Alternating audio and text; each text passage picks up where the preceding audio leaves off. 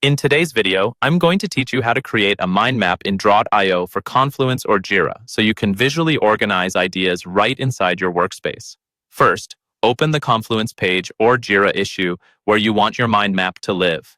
Edit the page or issue description, then insert the Draw.io diagram macro. Depending on your setup, you might see it listed as a Draw.io diagram option, or you can search for it in the macro browser. Once you've added the macro, choose to create a new diagram. This will open the Draw.io editor in a new window or embedded frame. Inside the editor, you'll be asked to pick a template. To get started quickly with a structured layout, look for the Maps category. This area contains ready-made mind map templates that already have a central idea and some branches set up for you. Select the template that feels closest to the structure you need and click to create it. Starting from a template saves time and helps keep your map neat and consistent. If you prefer to build everything from scratch or want to customize heavily, you can use the mind map shapes from the advanced library instead. On the left-hand side of the editor, open the shape libraries and look for the advanced category. Inside, you'll find mind map shapes that are designed to work well together. Drag a central mind map shape onto the canvas to represent your main topic.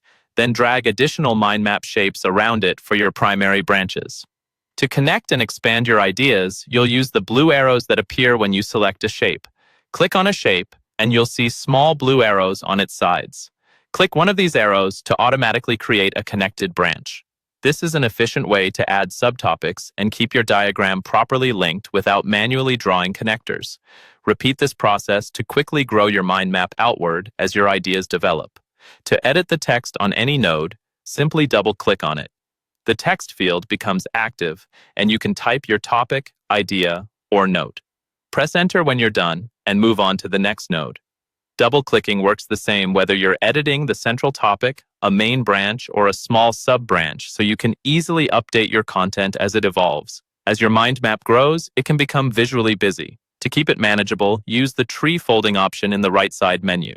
Select a branch, then look for the tree folding setting in the panel on the right. Enabling this option lets you collapse or expand that branch, hiding or revealing all of its children. This is especially helpful when presenting to others or focusing on one area at a time. When you're happy with your mind map, save and close the editor. Your finished diagram will now appear directly on your Confluence page or within your Jira issue, ready for collaboration and review.